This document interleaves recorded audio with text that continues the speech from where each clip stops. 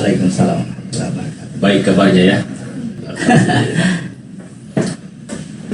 Saya ucapkan alhamdulillah, Tuhan telah mempertemukan kita kembali di podcast ayat-ayat bicara. Ada beberapa pertanyaan ini Pak Ustaz yang saya ingin tanyakan tentang Isra Mi'raj, karena ini merupakan satu perdebatan di kalangan kita umat Islam ini tentang perjalanan Nabi ketika di Isra Mi'rajkan. Banyak pertanyaan di sini yang mengatakan bahwa Isra Mi'raj itu Nabi diperjalankan itu, apakah dia diperjalankan dengan jasadnya, atau diperjalankan dengan apalah? Yang jelasnya di sini yang mau dimaknai di sini apakah Nabi itu berjalan dengan jasadnya sampai ke Sidratil Muntaha? Ya. Saya kira itu perlu penjelasan. Betul, ini sudah umum menjadi perdebatan di kalangan umat. Apakah Muhammad berjalan dengan jasad atau tidak dengan jasad? Ya, itu. Ya. Jadi ada doa yang diajarkan oleh Rasulullah itu, Allahumma inni a'udzubika minal ilmi la yanfa'. Ya Allah, aku berlindung kepadamu dari ilmu yang tidak bermanfaat. Kenapa butuh doa ini? Karena coba kita jawab pertanyaan tadi. Kalau sekiranya itu Rasulullah itu berjalan dengan jasadnya, terus manfaatnya apa? Kalau Rasulullah itu berjalan tidak dengan jasadnya, manfaatnya apa? Kalau kita lihat jawaban mereka ketika dikatakan bahwa Rasulullah itu berjalan dengan jasadnya untuk menunjukkan sesuatu hal yang luar biasa tentang Allah, ya tanpa peristiwa ini Allah itu tetap luar biasa. Ya. Artinya kalau kita katakan berjalan dengan jasadnya itu luar biasa, kenapa setengah-setengah itu luar biasanya? Kenapa tidak Rasulullah berjalan bersama istrinya untuk Isra Mi'raj? Kan Allah juga bisa luar biasa dengan cara seperti itu. Jadi memberi kesimpulan bahwa dia punya jasad atau tidak, berjalan dengan jasad atau tidak dengan jasad, kita mesti berpikir manfaatnya apa. Dalam kajian kita, ya jelas ini menunjukkan adalah sebuah perjalanan. Jadi perlu diketahui tentang pengetahuan makro mikro yang bisa memberi manfaat bahwa perjalanan Rasulullah ini adalah sebuah contoh teladan yang harus kita ikuti. Artinya kalau kita ingin mengikuti sunnah Nabi, langkah-langkah Nabi, maka seharusnya kita juga harusnya mengalami hal seperti ini. Nah, inilah yang kurang dipahami kepada saudara-saudara kita tentang perjalanan Nabi itu. Kalau kita memaknai masuk kepada diri kita, ya bagi orang-orang yang paham mungkin dia bisa mengerti tentang itu. Tapi ini masalahnya, ketika najat Nabi diperjalankan, ini kan merupakan suatu perdebatan di kalangan kita. Ini mengatakan bahwa Nabi itu berjalan dengan jasadnya. Ya. Nah, ini yang menjadi soal, apakah betul dia berjalan dengan jasadnya atau bukan dengan jasad? Saya berpikir begini, cukuplah kita perdebatkan itu. Mari kita lihat manfaat dari perjalanan itu. Jadi pertanyaannya pertama, kalau saya pribadi saya menilai mau berjalan dengan jasad atau tidak berjalan dengan jasad, dua-duanya benar karena cara pandang yang berbeda. Kalau dikatakan Muhammad berjalan dengan jasadnya, berarti yang dimaksud itu adalah rahasianya Allah. Muhammad itu hanya rahasia, ruh itu hanya bungkusnya, jiwa itu bungkusnya, jasad itu bungkusnya. Jadi dikatakan Muhammad itu seluruhnya adalah ini rahasia Allah, maka dia berjalan dengan jasadnya.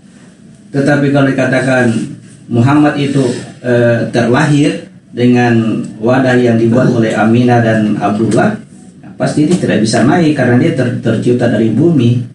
Berarti pada intinya bahwa Muhammad tidak berjalan dengan jasadnya, begitu? Tergantung cara pandangnya apa yang mana yang kita sebut Muhammad. Yang kita sebut Muhammad itu siapa? Kalau Muhammad bin Abdullah tidak bisa berjalan. Tidak bisa, yang berasal dari Abdullah dan Aminah itu harus tinggal. Karena ini nyata ya. Karena dia produk bumi, tidak bisa dibawa ke atas, ini dia akan hancur dia. Baik. Ketika Nabi juga diperjalankan pada saat itu, dia diperlihatkan surga dan neraka, Pak Ustaz. Nah, sedangkan yang kita ketahui, banyak di kalangan kita yang ketahui bahwa surga dan neraka itu kan belum ada. Kenapa bisa diperlihatkan pada saat itu? Ya, jadi satu hal yang bisa mendasar sekali untuk bisa diketahui sebelum membahas tentang surga neraka, mesti dipahami dulu tentang makro mikro, karena kalau kita berpikir bahwa surga neraka itu seperti yang kita bayangkan selama ini, surga itu seperti kebun yang sangat luas dengan taman yang indah, dengan sungai-sungai mengalir, dengan banyak bidadari dalamnya, maka itu kita terobsesi dengan hayalan yang digambarkan oleh Al-Quran, padahal bahasa Al-Quran itu bahasa perumpamaan. Kalau ini yang kita bayangkan, maka pasti kita bilang, wah ini isinya surga ini sebetulnya belum ada, karena nanti kita kembali ke sana baru ada isinya. Kalau kita menghayal seperti itu, demikian pula neraka dengan segala isinya itu adalah berupa api dengan segala macam orang disiksa di dalamnya, ya kita berhayal. Tetapi kalau kita paham tentang makro mikro bahwa surga dan neraka itu sangat dekat dengan diri kita, adalah keadaannya adalah pada diri kita sendiri, sebagaimana kita ketahui bahwa ketika mereka bertanya kepadamu tentang Allah, katakan Allah itu dekat. Ya, kalau kita berhitung kedekatannya Allah dengan kita, sebelum Allah kedekatannya itu ada dulu surga dan neraka. Jadi kalau Allah itu dekat, berarti diantaranya itu ada surga dan neraka, pasti lebih dekat lagi. Artinya dalam setiap perjalanan seorang hamba untuk bisa bertemu ke Allah, pasti melihat ini, pasti diperlihatkan ini. Dengan catatan, kenapa katanya Rasulullah itu selesai dulu peristiwa Isra Mi'raj baru dia lihat. Artinya kembali ke sana dulu untuk mendapatkan penglihatan. Begitu mengatakan syahidna kepada Allah, maka penglihatannya akan jelas, pendengarannya sangat terang, sehingga mampu melihat semua yang sudah tidak ada lagi yang gaib ketika sudah syahidna dengan Allah. Allah saja sudah jelas, apalagi yang malaikatnya, surga neraka akan nampak semua, arwah-arwah orang meninggal, kemudian golongan jin pasti nampak. Oh, berarti surga dan neraka itu adalah gambaran daripada diri kita sendiri, gambaran dari hasil perbuatan kita di dunia ini, ya. Begitu. Jadi sebelum sesuatu terjadi, Allah sudah tuliskan di Lauh Mahfuz namanya. Sebelum terjadi Allah sudah menuliskan itu peristiwa di Lauh Mahfuz. Itu sebuah ketetapan yang disebutkan dalam kitab yang kuat. Artinya kejadian masa depan itu sudah ada di sana. Hanya saja ini Allah bisa rubah dan bisa dia tulis kembali seperti apa nanti ke depan, dia bisa rubah. Nah, ketika kita diperlihatkan tentang masa depan, bisa melihat dengan ini, dengan metode Lauh Mahfuz ini. Artinya perencanaan Allah ini bisa kita lihat dalam perjalanan kita tadi. Jadi saya sebut ini perjalanan kita, bukan hanya perjalanannya Muhammad bin Abdullah. Kalau kita mengerti bahwa yang namanya Muhammad, pasti dia berjalan Isra Mi'raj, pasti melakukan Isra Mi'raj. Itulah Muhammad yang ada pada diri kita. Jadi bukan hanya Muhammad yang bisa diperjalankan, tapi kita sebagai hamba juga bisa. Rumusnya harus Muhammad. Rumusnya harus Muhammad. Biar kita menganggap diri hamba, kalau tidak bernilai Muhammad, tidak akan bisa melakukan itu. Nah, bagaimana kita mau bisa melihat bahwa kita bernilai sebagai Muhammad itu, Pak? Muhammad itu kan membawa sifat-sifat terpujinya Tuhan. Muhammad itu artinya orang yang terpuji. Nah, ini terpuji, ini hanya milik Tuhan. Nah, ini yang berhak untuk bisa sampai ke sana. Jadi yang disebut dengan Muhammad itu adalah yang selalu mengangkat sifat-sifat terpuji yang ada pada diri kita. Jadi kalau kita selalu melakukan sifat-sifat terpuji, akhlakul karimah, ini barangnya Tuhan, ini milik Tuhan dan layak untuk pergi ke sana. Dan tidak boleh diakui. Kalau dia berarti bukan Muhammad, berarti kita punya diri sendiri. Jadi kalau sifat-sifat terpuji itu kita mengakui bahwa kita mau ingin dipuji juga, otomatis jadi bisa berjalan ke sana. Rumus lahiriannya adalah bapaknya, kita mengerti dulu bahwa bapak dan ibu itu yang mana. Bapak dan ibu pada diri kita yang mana. Setiap manusia terlahir dalam keadaan fitrah. Kedua orang tuanya menjadikan Yahudi, Nasrani, Majusi. Yang mana disebutkan orang tua di sini yang menghalangi kita untuk bisa menjadi Muslim. Ternyata adalah jasad kita sendiri yang dimaknai bahwa jasad nyata itu dimaknai sebagai ibu, jasad batinnya yang sebagai bapak. Sebut lahir batinnya bermakna bapak. Nah, kalau bapaknya ini adalah Abdullah, Abdullah itu artinya hamba Allah.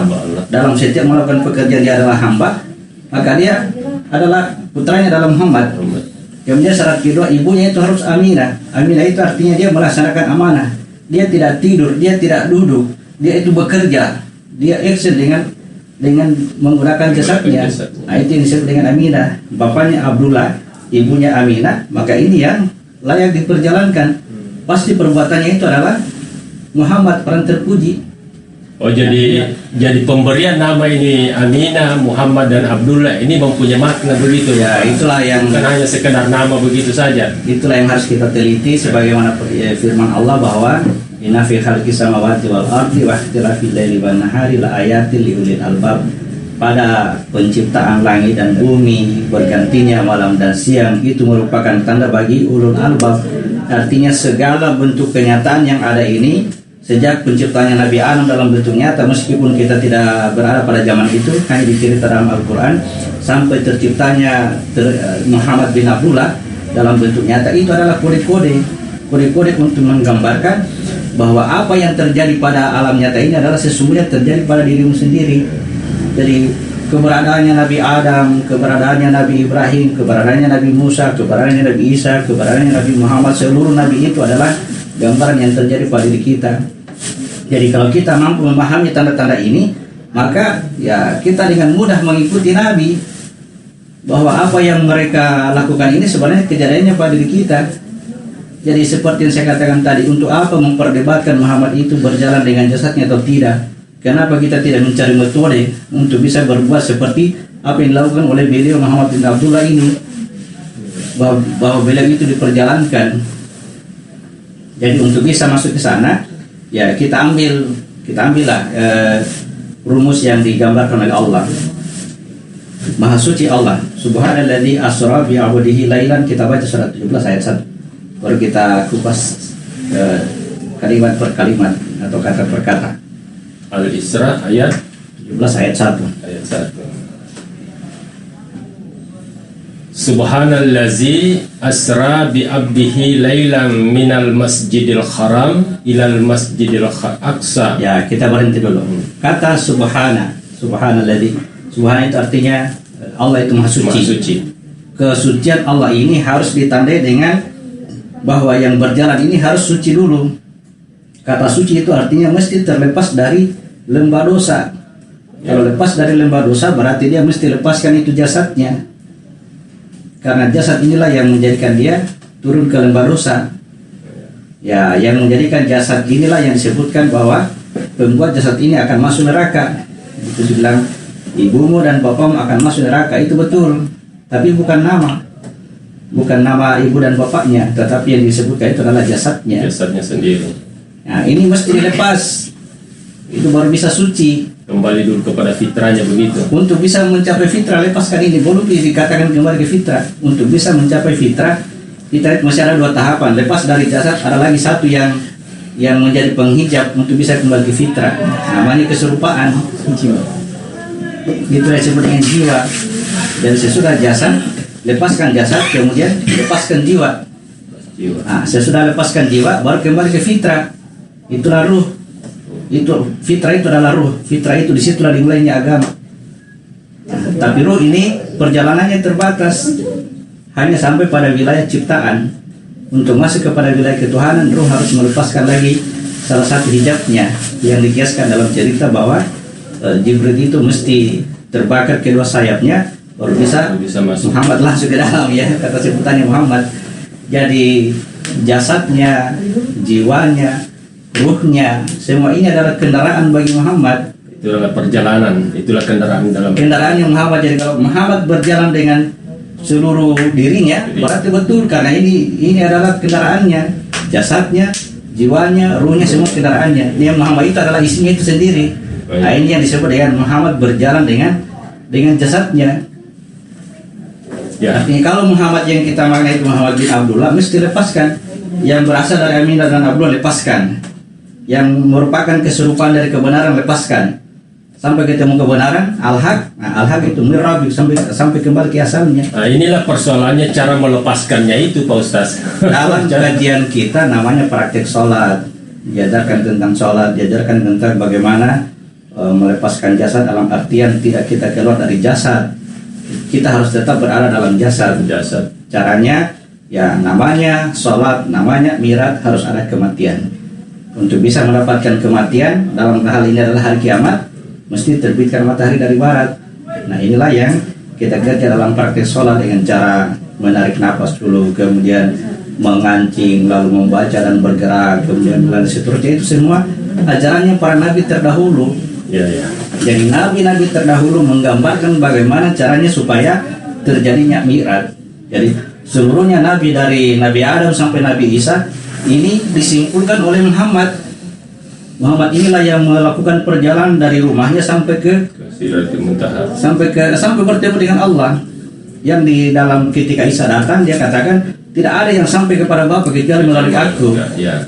Ya, artinya siapa yang bisa berjalan ke sana? Tidak sembarang orang, harus ya Muhammad itu tadi. Muhammad yang ada pada diri kita yang selalu melahirkan sifat-sifat kebaikan. Ya, kemudian kalau sifat kebaikan lahir, itu namanya kita sudah Islam.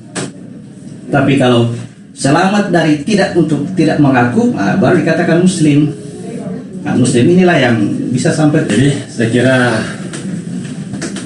demikianlah penjelasan dari Pak Ustaz tentang yang kita perdebatkan selama ini tentang Isra Mi'raj. Ya, tergantung dari bagaimana kita memahami. Apakah Muhammad itu diperjalankan dengan jasadnya atau diperjalankan bukan dengan jasadnya, itu tergantung dari kita menilai seperti apa. Penting bermanfaat. Ya, yang penting ada manfaatnya bagi kita. Ini kan yang utama ini adalah manfaat untuk kita. Orang mau berhasil, mau masuk surga, mau masuk neraka, itu kan urusannya orang. Tapi ketika kita ini yang ingkar janji kepada Tuhan, yang menjadi masalah bagi diri kita. Saya kira demikian. Terima kasih Pak Ustaz.